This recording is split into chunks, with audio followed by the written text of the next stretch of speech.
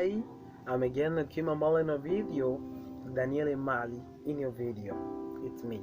Well, I've come here today to show you a little bit of review about categorization of verbs in English.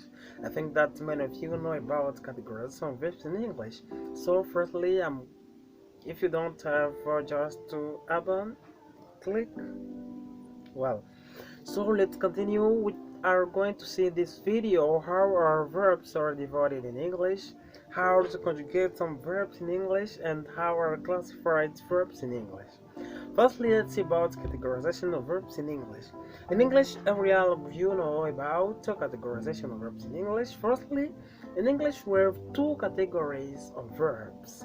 Firstly, we have what we call auxiliary verbs, and secondly, we have what we call full verbs.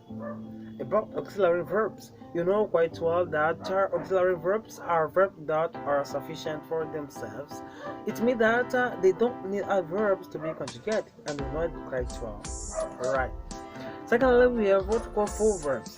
Full verbs are verbs that accept ed or d to form their simple past or their past participle. So now today I've come here to show you a little bit about how those verbs are divided in English.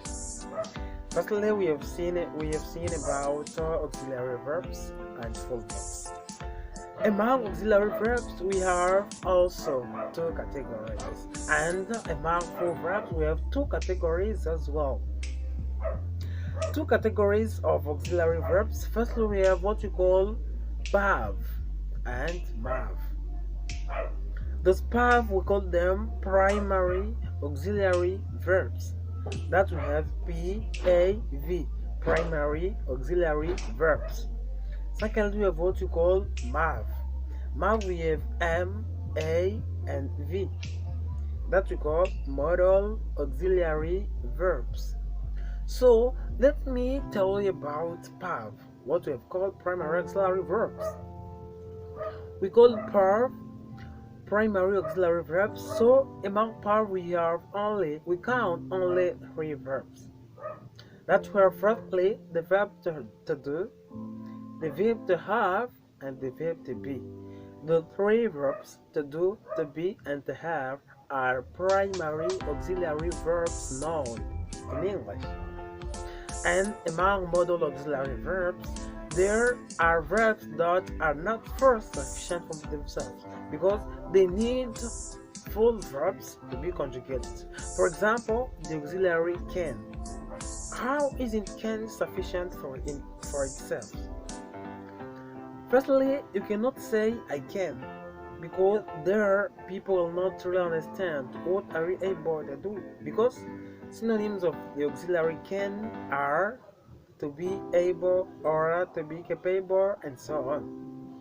Now when you conjugate only I can, there people will not understand what are you able to do. So you have to add another verb so that people may know and understand what you should say. For example, I can drive a car. You see that there the auxiliary can have needed the verb to drive, that is a full verb, so that we may understand the sense, the quiet sense of that verb. I can drive a car. It means that I am able to drive a car.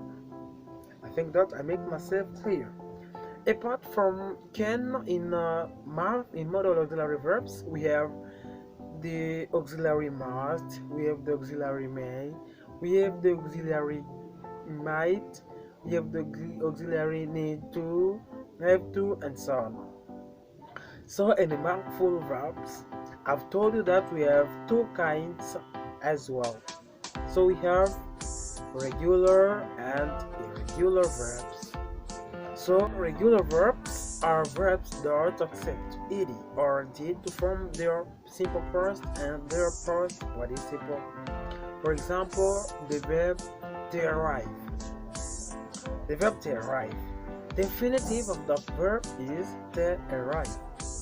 So when we want to form its simple past, there you only add ed and ed or d to form its simple past. Either I will say I arrived in Goma yesterday. I arrived in Goma yesterday. I arrived in DRC last week. I think that I make myself clear. Secondly, about for verbs, we have what we call irregular verbs.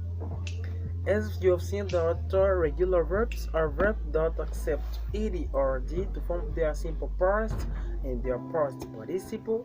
We have secondly what we call irregular verbs. Secondly, irregular verbs are against regular verbs because regular verbs accept ed or d to form their simple past and their past participle. I think that we are together, right? Right. So irregular verbs are verbs that don't accept ed or d to form their simple past or their past participle. It means that their verbs are in disorder. Okay? It means when you want to form its simple past or their simple past, you have to know the simple past by heart. You must know those verbs by heart so that you may give their simple past or to you their simple past. Let me give you, for example, the verb to teach. Its simple past is taught, past participle taught. Do you see? For example, the verb to bring. Simple past is brought, past participle is brought. Let me give you an example of that verb to teach. For example, here I'm teaching you. Okay? Now, when it will be tomorrow, I will say, yesterday I taught you English about categorization of verbs in English. You see? Right there together? Thank you. So you see that I've already shown you about the difference between auxiliary and full verbs. So I've shown you again about categorization of verbs in English. Once you want to continue about this video, I have many videos in English. So just to follow them and you know more about categorization of verbs in English and so many other things. So just call me danielmaly. Thank you. See you in the next video.